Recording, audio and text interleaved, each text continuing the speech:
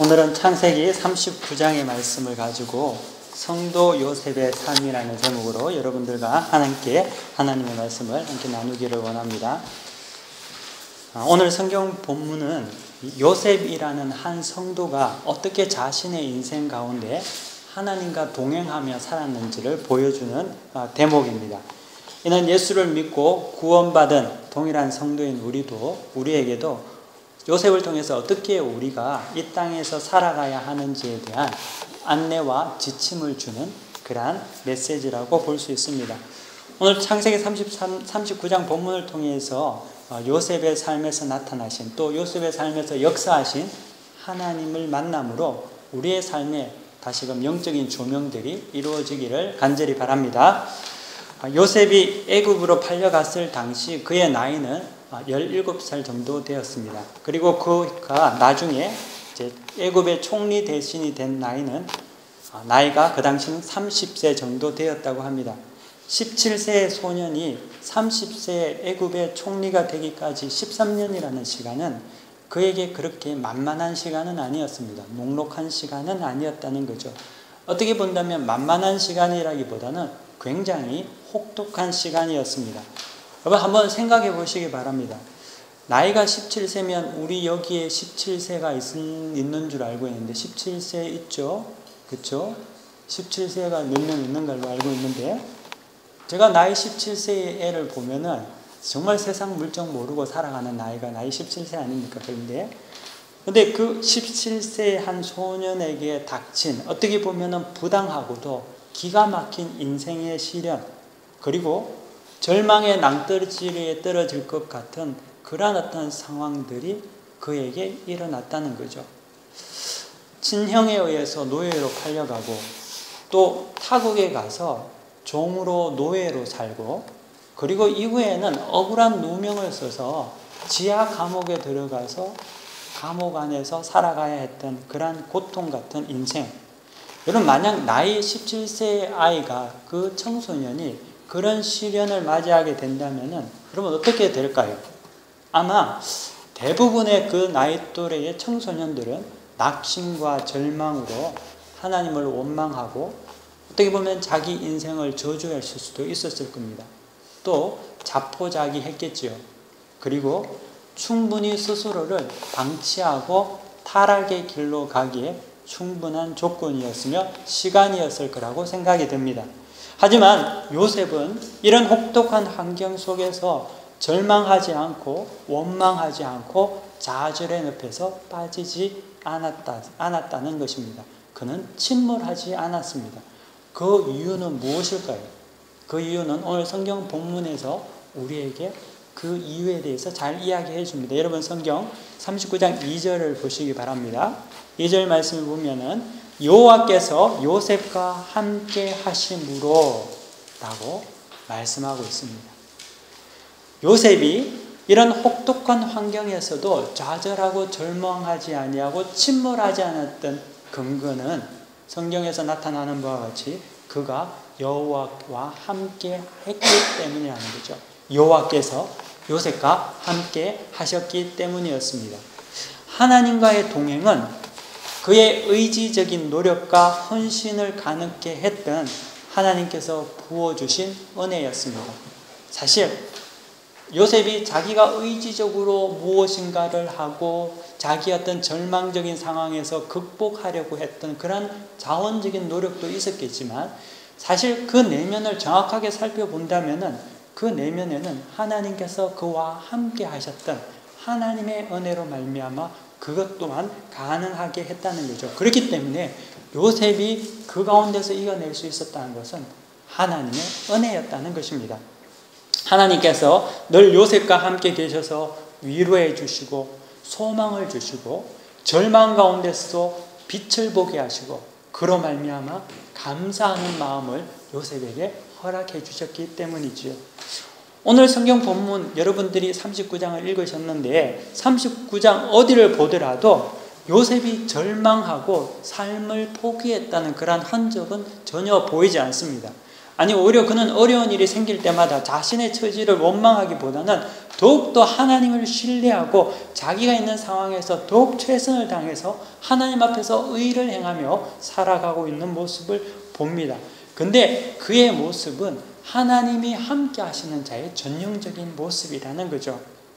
여러분, 오늘 얼마나 많은 사람들이 스스로 자신의 목숨을 끊고 또 절망 가운데서 자기 자신을 포기하는 일들이 얼마나 많이 했습니까? 우리가 다 한국에서 왔지만 서울 한강 다리에 가면은 자살을 방지하기 위해 한강 다리마다 방지 문구가 다 글이 적혀 있는 것을 여러분들 보지 않습니까? 자살 방지 문구가 사람의 목숨을 살릴 수 있겠습니까? 그렇지 않거든요. 사람들은 자기 자신에게 닥친 환난에 대해서 정말 무력하고 또 속절없이 무너집니다. 이처럼 공포와 불안과 죽음으로 내달리는 그런 이유는 그들의 의지가 약해서 그런 것이 아니라는 거죠. 질병 때문이나 아니면 자기의 어떤 무지함 때문이 아니라는 거죠. 여러분, 철학자 키에르 케고르는 사람을 죽음에 이르게 하는 병을 절망이라고 했습니다. 이 사람이 소망이 사라지는 순간부터 죽음을 결단하지 않습니까? 그렇기 때문에 이 절망이라는 것은 어떻게 보면은 죽음과 아주 절친 사이에 있습니다. 사람들은 그로 인해서 절망으로 인해서 자살합니다. 그렇기 때문에 자기 자신을 포기하는 많은 사람들이 의지가 빈약하다거나 아니면 자신의 어떤 무지나 가난이라든지 그런 어떤 것으로 해서 자기의 삶을 포기하지 않는다는 거죠. 근데 여러분 보십시오.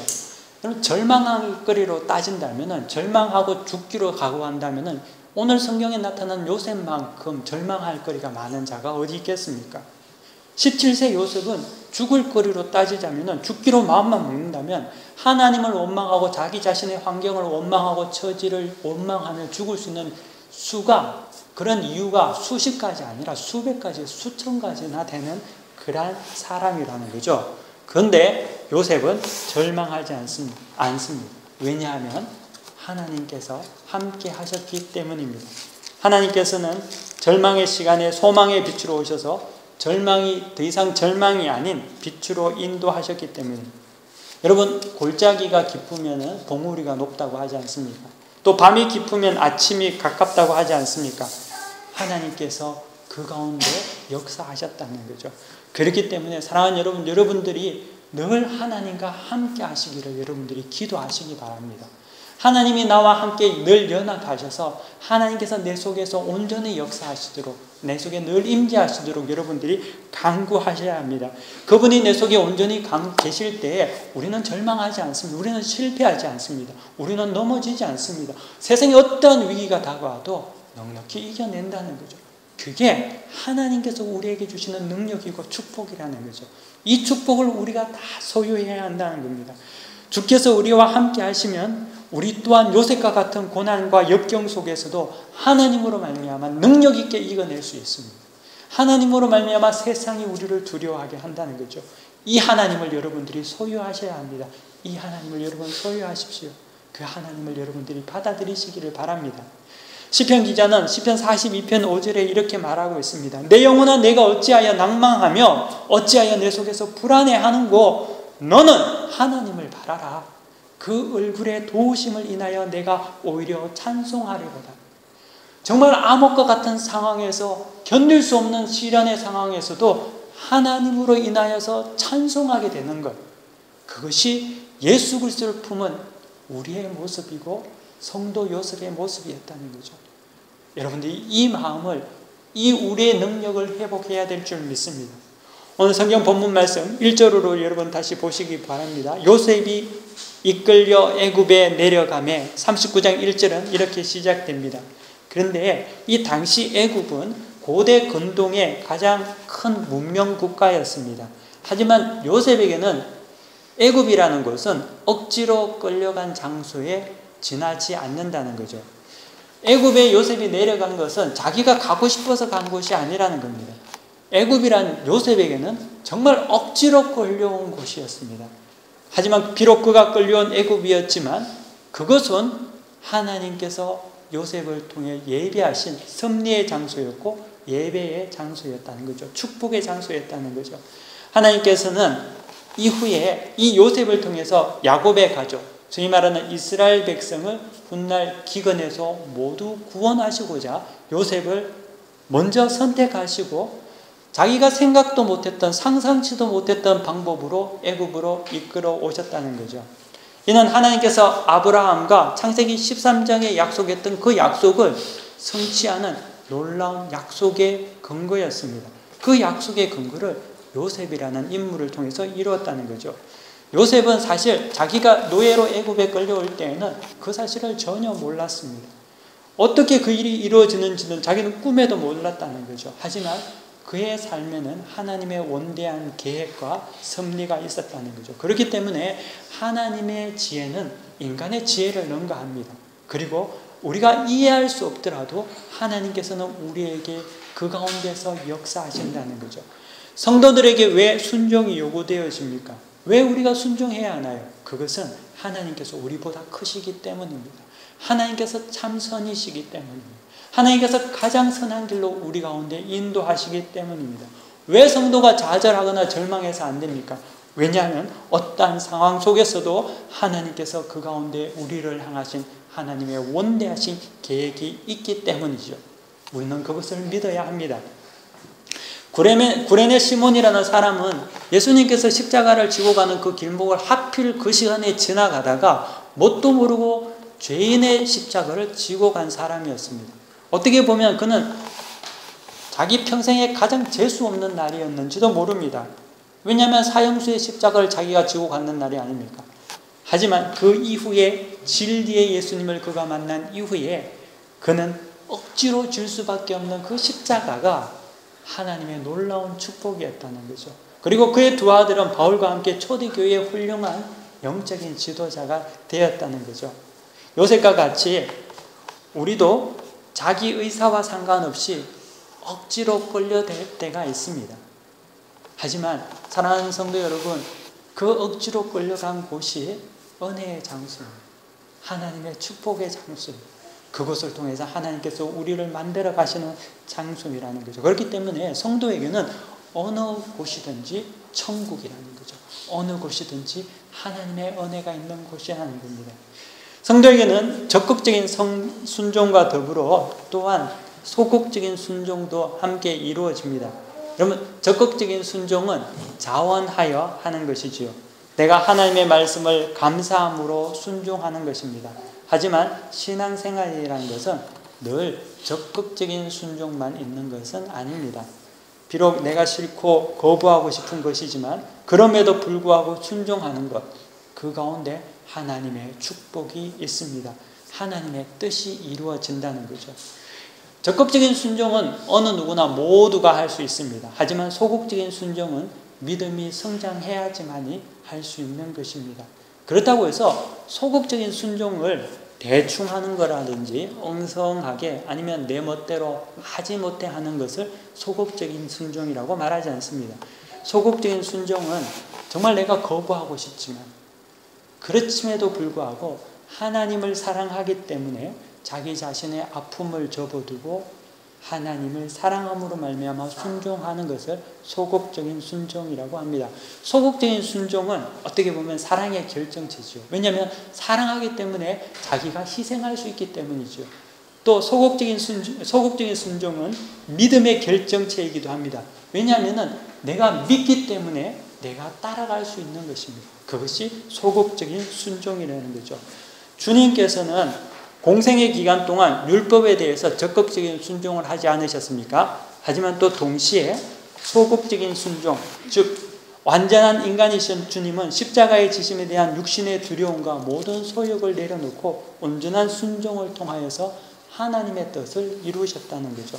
그것과 하나님께서 그를 높여 모든 만물 위에 뛰어난 이름을 주사 하늘에 있는 자들과 땅 아래에 있는 모든 자들에게 무릎을 꿇는 하나님의 놀라운 우편에 앉는 그러한 권세를 주셨습니다. 그러므로 적극적인 순종과 더불어 억지로 감당해야 하는 소극적인 순종도 감당해야 한다는 거죠. 억지로 끌려온 애굽 땅에서 요셉은 자신의 처지를 원망하지 아니하고 신실히 순종했습니다. 그리고 그 결과 어떻게 되었습니까? 그 결과 그 순종으로 인해서 가족 모두가 기근에서 생명을 구하고 하나님의 약속이 그로 말미암아 성취되는 놀라운 일들이 이루어지지 않았습니까? 그 순종을 통해서 하나님의 영광이 나타났다는 거죠. 또한 요셉의 순종은 예수 그리스도의 예표가 되었다는 거죠. 그래서 그게 성도 요셉의 모습이었다는 거죠. 우리 또한 그러한 어떤 모습이 우리 가운데 나타나야 합니다. 자, 성경 계속 3절 말씀을 보면은 이렇게 성경에서는 증거합니다. 그의 주인이 여호와께서 그와 함께 하심을 보며 또 여호와께서 그의 범사에 형통하심을 보았더라 라고 증거하고 있습니다. 보디발이라는 사람은 하나님을 알지 못하는 애굽 이방신을 섬기는 이방인이었습니다. 그런데 여기에서 그와 함께 하심을 보며라고 적혀있는 이 보다라는 단어는 이 원형 라라는 동사의 기본형으로서 이 보다의 의미에는 보다, 눈으로 보는 것만을 의미하는 것이 아니라 깨닫다, 발견하다라는 의미도 있습니다. 따라서 이 말은 어떤 의미가 있냐면 보디발이 여호와께서 요셉과 함께 하신다는 사실을 요셉을 삶을 통해서 봄을 통해서 진정 하나님께서 살아 계신다는 것을 자기 스스로 이방신을 믿는 보디발이 깨달아 알게 되었다는 것을 의미하는 원어적 의미가 있다는 거죠. 지금까지 전혀 하나님을 알지 못했던 보디발, 이방신을 섬겼던 보디발이 요셉을 통해서 하나님을 인정하고 하나님을 믿게 되었다는 것이죠. 요셉이 누굽니까? 종 아니에요? 노예거든요. 보디발은 자기의 상전이라는 거죠. 종이 어떻게 상전에게 영향력을 끼칠 수 있습니까? 노예는 노예거든요. 상전이 이야기하면 죽는 숙명까지, 죽기까지 해야 되는데 요셉은 그의 삶을 통해서 하나님과 함께하는 삶을 통해서 보디발이 하나님을 만나게 되는, 하나님을 깨닫게 되는 그러한 은혜가 이루어졌다는 거죠. 그를 통해서 하나님의 영광이 그의 집 구석구석에 퍼져나가게 됐다는 거죠. 여러분, 성도가 무엇입니까? 여러분, 우리가 예수 믿고 우리가 이 자리에 교회에 나와 있는데 성도는 삶을 통해서 하나님의 영광을 돌리는 일을 하는 자들입니다. 그것이 우리의 사명이라는 거예요. 하나님과 함께 할 때 우리가 자연스럽게 나타나는 것이 그것이 우리의 모습이라는 거죠. 하나님께서 우리를 부르신 이유는 그의 백성을 이 자리에 불러서 예배드리고 하나님을 찬양하고 하나님을 믿게 하신 이유는 잘 믿어가지고 천국 가서 행복하게 살라고 여러분들을 부르신 것이 아니라 하나님께서 우리를 부르신 이유는 우리를 통하여서 하나님의 영광이 나타나기 위해서 하나님께서 우리를 먼저 선택하시고 부르셨다는 겁니다. 우리는 자꾸 천국 가는 것들, 행복하게 천국에서 낙원에서 사는 이기적인 어떤 신앙생활을 자꾸만 원하지만 실제적으로 그것 이전에 하나님은 우리를 하나님의 영광을 나타내는 도구로 부르셨다는 겁니다. 요셉과 같이 가는 곳곳마다 보디발이 요셉을 보고 하나님을 깨달아 아는 것 같이 우리 또한 하나님의 영광을 나타내는 그런 도구로 부르셨다는 거죠. 그렇기 때문에 성도는 하나님과 함께함으로 말미암아 세상의 빛의 역할을 감당해야 될 줄 믿습니다. 아멘. 여러분들 빛이 되십시오. 작은 수지만 여러분들이 빛이 되면 여러분이 있는 모든 사회와 여러분의 가정과 여러분의 학교, 여러분의 일터에서 하나님이 나타납니다. 사람들에게 손가락질 당하고 말이죠. 야, 너 보면 정말 예수 믿기 싫다. 야, 너도 교회 나가? 이런 사람이 되어서는 안 되지 않겠습니까? 우리는 세상에 대해서 온전히 하나님의 영광을 나타내야 하는데 사실 우리가 이 땅에서 세상을 살아갈 때에 세상과 성도는 반드시 다른 가치관을 가지고 있습니다. 다른 영적인 가치관이 있기 때문에 일반인들이 이해하지 못하고 그것을 통하여서 우리가 핍박을 받을 때가 있습니다. 그렇다고 해서 성도는 하나님의 영광을 나타내는 의를 위해서 핍박을 당하는 자들이지 자기의 죄와 불의 때문에 핍박을 당하는 자들은 아니라는 거죠. 자신의 죄의 문제로 인해서 세상에서 지탄의 대상이 된다면 어찌 그를 성도라고 할 수 있겠으며 어찌 그를 통해서 하나님의 영광이 나타나겠습니까? 또 세상과 똑같이 살면서 세상 일반인들에게 존경과 사랑을 받는다고 해서 그가 어떻게 성도라고 말할 수 있겠습니까? 그 영광이 하나님의 영광이 되겠습니까? 자기의 영광이 되지 않겠습니까? 그거는 성도의 모습이 아니라는 거죠. 그렇기 때문에 우리가 성도라면 우리가 빛을 발해야 된다는 거죠. 성도로서의 온전한 삶을 살아가기를 원합니다. 어떻게 하느냐? 어떻게 될 수 있습니까? 하나님께서 나와 함께 하셔야 된다. 여러분 의지로 할 수 있는 부분들이 많지 않다는 거죠. 우리는 의지적으로 뭐 하다가 안 되면 낭망하고 낙심하고 또 실패하고 포기하지 않습니까? 그렇기 때문에 하나님께서 우리와 함께 하시기를 간구하고 기도해야 합니다. 주님께서도 마태복음 5장 16절에 너희 빛을 사람 앞에 비추게 하여 저희로 너희의 착한 행실을 보고 하늘에 계신 너희 아버지께 영광을 돌리게 하라 라고 명령하셨습니다. 이 명령을 여러분들이 순종할 수 있는 하나님의 은혜가 넘치기를 바랍니다. 요셉은 보디발에게 빛을 전하는 애굽인들에게 형통함을 주는 자가 되었습니다. 우리도 그러한 모습으로 빛을 발해야 된다는 거죠. 우리 옛말에 하늘은 스스로 돕는 자를 돕는다라는 말이 있잖아요. 근데 이 말이 있듯이 요셉이 보디발에게 인정을 받은 것은 그 삶 속에서 나타나는 성실함 때문이었습니다. 그의 성실함은 하나님과 함께하는 자로서의 나타나는 모습이었죠. 아울러 또한 자기에게 은혜를 베풀어 준 그 보디발의 은혜를 잊지 않고 그 은혜에 보답하려고 했던 그러한 모습이기도 했습니다. 이런 어떤 그의 성실함은 보디발의 눈에 들게 되고 그가 나이가 어렸음에도 불구하고 그 보디발이라는 그 시위대장의 집이 그냥 자그마한 그냥 가정집이 아니거든요. 그 집에는 굉장히 많은 집사가 있고 종이 있고 노예가 있었단 말이죠. 그런데도 불구하고 그 집의 가정총무로 어린 나이에 요셉을 파격적인 대우로 이렇게 뽑았습니다. 또한 요셉은 그 자기에게 은혜를 끼친 그 보디발에게 충심을 다해서 성심을 다해서 섬겼다는 거죠. 예수 믿는 성도는 우리의 신앙의 생활에서 중요하게 나타나는 태도 중에 하나는 성도는 은혜의 사람이라는 거죠. 하나님께 은혜를 받은 사람, 또 남에게 은혜를 베푸는 사람입니다. 근데 우리가 사람을 보면은 사람은 자기 자신이 타인에게 베푼 것은 작은 것이라도 잘 잊지 않잖아요. 하지만 남이 나에게 베푼 큰 은혜는 금방 잊어버리거든요. 하지만 요셉이라는 사람은 자기가 베푼 은혜는 금방 잊어버리고 자기가 받은 은혜에 대해서는 절대 잊지 않는 사람이었습니다. 17세 요셉이 30세가 되기까지 그가 그 많은 혹독한 시련을 이겨냈을 때에는 감사가 없이는 견뎌낼 수 없었다는 거죠. 요셉은 늘 하나님의 은혜를 감사했던 거죠. 힘들고 어려웠을 때에도 그는 자기 주인의 은혜를 잊지 않았다는 거죠. 그러므로 말미암아 은혜의 사람으로서 살았다는 거죠. 우리는 은혜의 사람 아닙니까? 그래서 우리는 은혜가 우리 가운데 풍성하게 넘쳐야 됩니다. 여러분 옆에 한번 보십시오. 한번 보시기 바랍니다. 여러분이 다 여러분에게 은혜를 끼치고 받을 사람들입니다. 여러분이 은혜 받은 사람입니다. 여러분 은혜 받은 사람으로서 감사한 적 있습니까? 어떨 때 투정하고 조금만 하면은 내가 뭐 더 해줬는데 뭐 그렇게 이야기하고 하죠. 우리는 하나님의 은혜를 받고 또 은혜를 서로 주고받는 백성이라는 거죠. 절대 은혜를 잊어서는 안 된다는 거죠. 은혜를 잊으면 어떻게 되는 줄 아십니까? 신약성경 가룟 유다는 12사도 중에 하나 아닙니까? 예수님의 사랑받은 사람이거든요.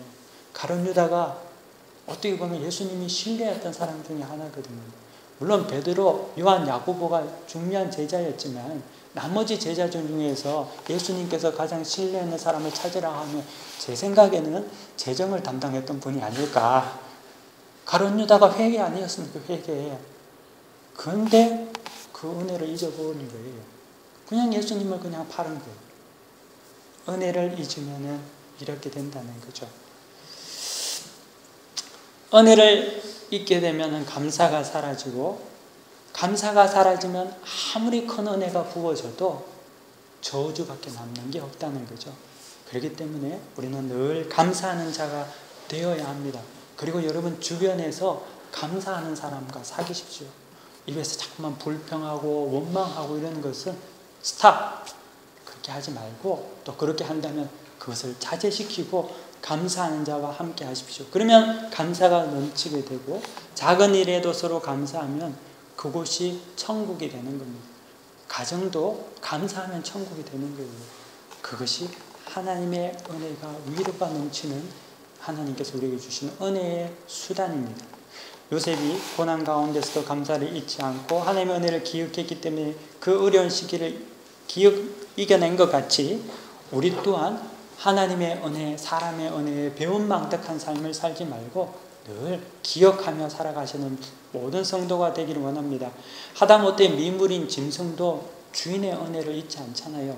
개를 키워도 강아지를 키워도 정말 잊지 않는데 유독 만물의 영장인 인간은 너무나 그 은혜를 잘 잊고 자신의 이익을 쫓아 배신하는 것을 마치 손바닥 뒤집어 엎듯이 늘 그렇게 한다는 거죠.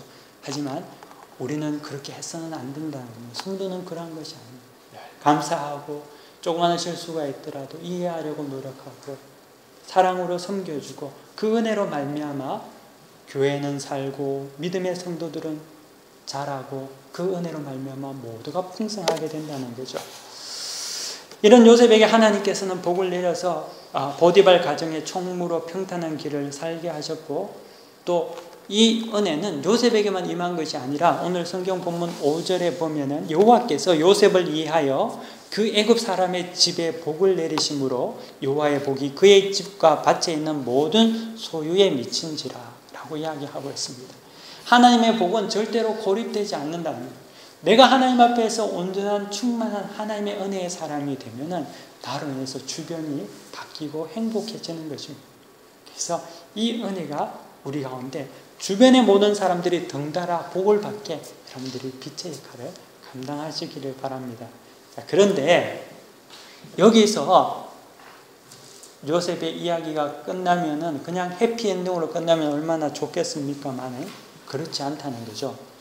7절까지 오늘 성경 본문 7절까지의 내용을 보면은 큰 어려움 가운데에서 요셉이 노예로 살면서 그래도 하나님과 함께함으로 말미암아 그 보디발의 집에서 가정 총무까지 되는 그러한 평강을 얻게 되는 그러한 어떤 모습을 7절까지 증거해주고 있습니다. 7절 이전까지는 사실 노예에서 극적인 성진을 하게 된 어떤 형통한 시대를 맞이하고 있는 그러한 어떤 요셉의 모습을 보여주고 있습니다. 그는 노예에 있지만 더 이상 노예라고 볼 수 없을 정도의 평안한 자리에 올라와 있게 되었다는 거죠. 그에게 하나님께서 함께 계셨습니다. 그리고 또 그를 통하여서 그는 어떻게 보면은 잘 나가는 그런 사람이 되었죠. 근데 여기서 한 가지 성경에서 우리에게 증거해 주는 것은 사람이 낙심하게 될 때가 언제냐면은 잘 나갈 때 안 되는 그러한 시련을 맞이하는 그 순간이라는 거죠. 요셉이 지금 하나님과 함께 하셨기 때문에 이토록 축복의 자리에 올라왔는데 이 정도 되면은 사실 하나님 앞에 충성했으니까 이제는 잘 돼야 되지 않겠습니까? 그렇죠? 하나님과 함께 하면서 정말 충성으로 하나님 앞에 살았는데 그렇게 살아가야 되지 않겠어요? 하나님께서 늘 축복해 주셔야 되지 않겠습니까? 그런데 성경은 어떻게 이야기했냐면은 그렇지 않다고 나타내고 있다는 거죠.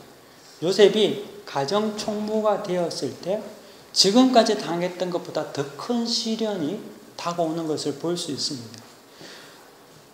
하나님이 함께 하시는데 왜 시련이 오지?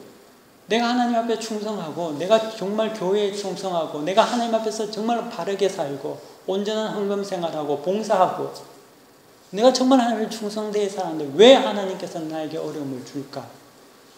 라는 것과 같은 시련이 요셉에게 왔다는 거죠. 우리는 하나님의 말씀에 순종하고 온전히 살면 또 하나님의 뜻에 어긋나지 않게 살면은 시험이 없고 고난이 없고 축복만 올 거라고 기대하지만 사랑하는 여러분 그렇지 않습니다.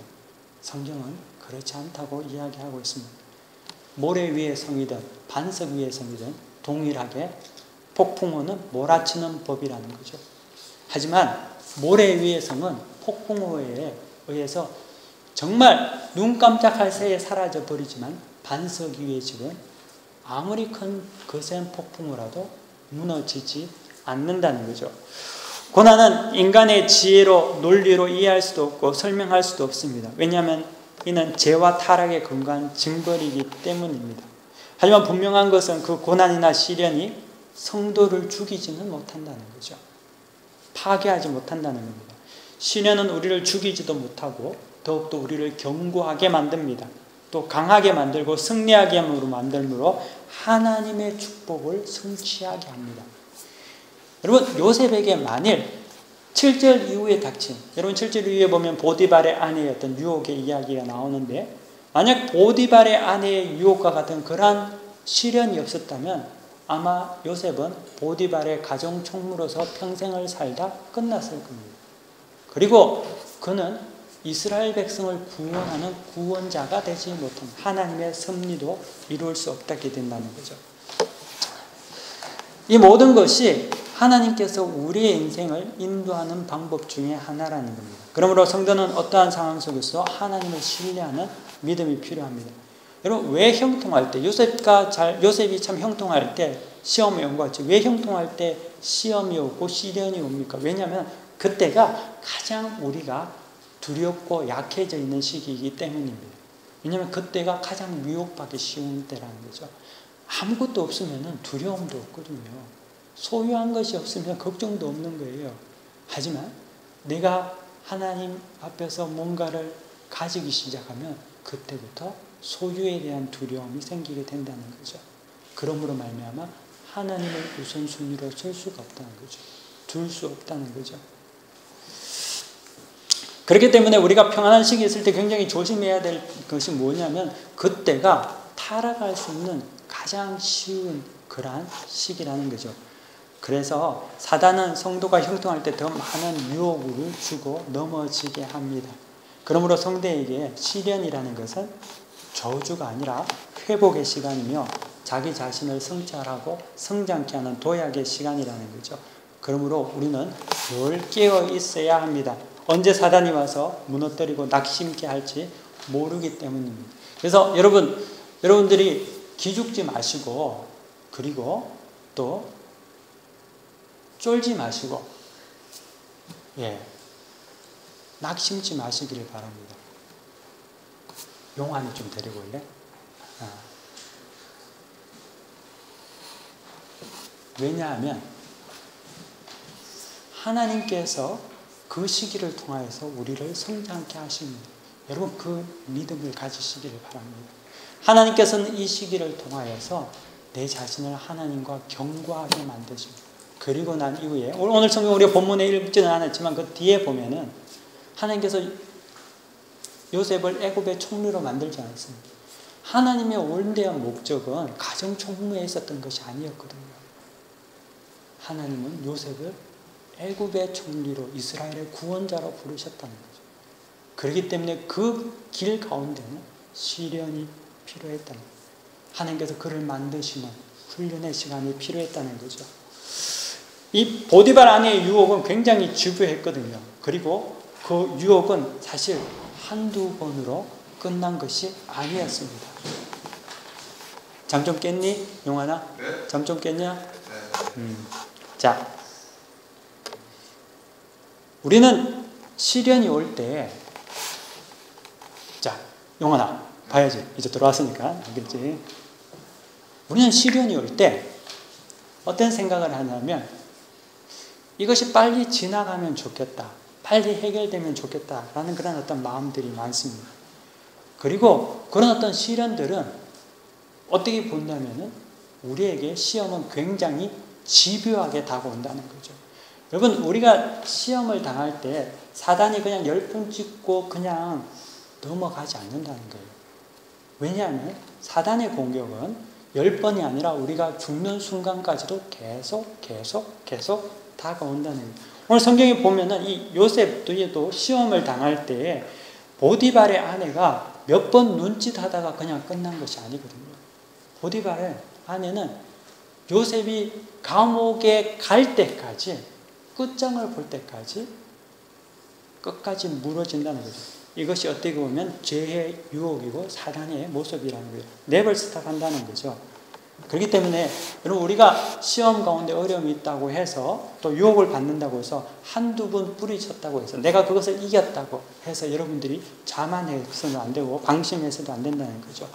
아무리 신실한 자라 하더라도 사단은 그 신실함까지도 뭉개버리고 싶은 그러한 마음을 가지고 있다는 겁니다.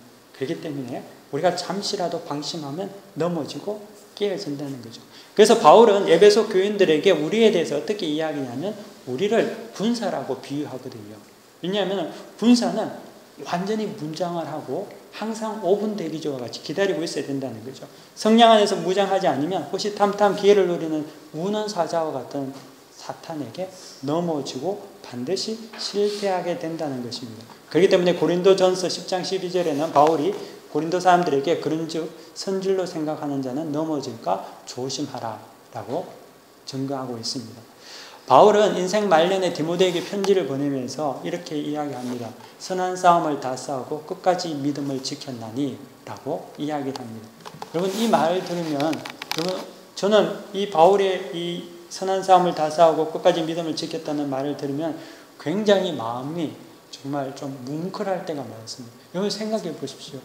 우리 인생의 순간순간 다가오는 유혹들, 시험들, 실패들, 낙심들, 절망들 가운데 그것에서 실패하지 아니하고 하나님 앞에서 온전히 승리하기 위해서 정말 목숨을 걸고 하나님 앞에서 전쟁을 치르다가 이겼다는 거예요. 내가 선한 싸움을 다 싸우고 끝까지 믿음을 지켰다고 바울이 증거하지 않습니까?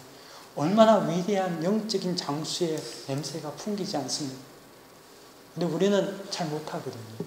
우리는 조금 넘어가고 조금은 어려움이 되면 또 쓰러지고 좌절하고 포기하고 안 되면, 하지만 여러분들 승리하시기 바랍니다. 승리하기 위해서는 끊임없이 예배 드려야 되고 끊임없이 하나님 말씀 봐야 되고 끊임없이 기도해야 되고 끊임없이 모이기에 힘써야 되는 겁니다. 그렇지 않으면은 우리는 실패할 수밖에 없다는 거죠. 여기 있으나 어디를 가나 잊어서는 안 된다. 그래야지만이 하나님과 우리와 함께함으로 말미암아 시련이 아니라 고난이 아니라 능력이 된다는 거죠. 우리가 이 땅에서 하나님 말씀대로 살려고 하면은 반드시 어려움 옵니다. 주님께서 이미 예고하셨지 않습니까? 하나님의 뜻대로 살려고 하면 반드시 제가 지난주에 말씀 나눈 것 같이 세상은 여러분들을 낙심케 하고 여러분들이 주눅에 들게 만들고 용기를 잃게 만들고 굴복해 하려고 할 겁니다. 하지만 오늘 성경의 요셉을 보십시오. 요셉 굴복하지 않았다는 거예요. 낙심하지 않았다는 거예요. 좌절하지 않았다는 거예요. 그는 하나님을 믿었습니다. 순종했습니다. 하나님의 말씀대로 살다가 억울한 모험을 당하고 시험을 받고 어려움을 당했지만 그러한 모습 가운데서 하나님이 함께 계셨고 요셉은 최후의 승리자가 되었다는 거죠. 그렇기 때문에 여러분들 이 믿음을 여러분들 소유하시기 바랍니다. 교회 나왔다고 해서 다 잘 된다고 말할 수 없는 거예요. 그렇게 되면은 거짓말이에요. 왜? 그 시련과 어려움은 하나님께서 우리에게 더 큰 은혜를 주시기 위한 하나님의 도약의 시간이고 훈련의 시간이거든요. 그 시간이 없으면은 애굽의 총리가 안 되는 거예요. 하나님께서는 우리에게 그것을 다 예비하시고 준비하시고 기대하시는데 문제는 우리는 자꾸만 가정총무로 끝나려고 한다는 데 있습니다. 하지만 여러분 두려워 마시고 하나님과 함께 하심으로 말미암아 승리하신 자가 되기를 원합니다. 하나님과 함께 동행할 때 하나님께서는 우리의 인생 가운데 길을 열어주시고 우리가 상상치 못했던 우리가 감히 꿈도 꾸지 못했던 하나님의 놀라운 섭리 가운데 길을 이루어 주실 줄 믿습니다. 그러한 모습을 성도 요셉이 살았던 모습이었다는 거죠. 우리도 같은 성도 아닙니까? 요셉도 성도, 우리도 성도거든요. 동일한 성도란 말이죠. 이 성도의 삶을 우리가 살아가기를 원합니다. 각자 이름은 다 다를지라도 성도 요셉이지만 우리는 성도 누구 아무개지만 여러분들이 그렇게 하나님과 동행하실 때 하나님께서는 여러분들에게 예비하신 놀라운 역사와 축복을 이끌어 가실 줄 믿습니다. 아멘. 다 함께 기도하겠습니다. 거룩하신 주님 감사합니다. 오늘 요셉을 통해서 우리가 하나님을 다시금 만나고 하나님께서 우리에게 계획하신 원대한 계획들을 있음을 다시금 말씀을 통하여 깨달아 알았나이다. 하나님 아버지 요셉과 같은 삶 살게 하여 주시옵시고 동일한 성도로서 하나님의 은혜를 부여잡고 늘 하나님과 동행하며 승리하는 우리 모두가 될 수 있게 하나님의 은혜를 다하여 주옵소서. 모든 것을 주님께 의탁하며 감사하며 예수 그리스도 이름으로 간절히 기도드립니다. 아멘. 다 함께 자리에서 일어나셔서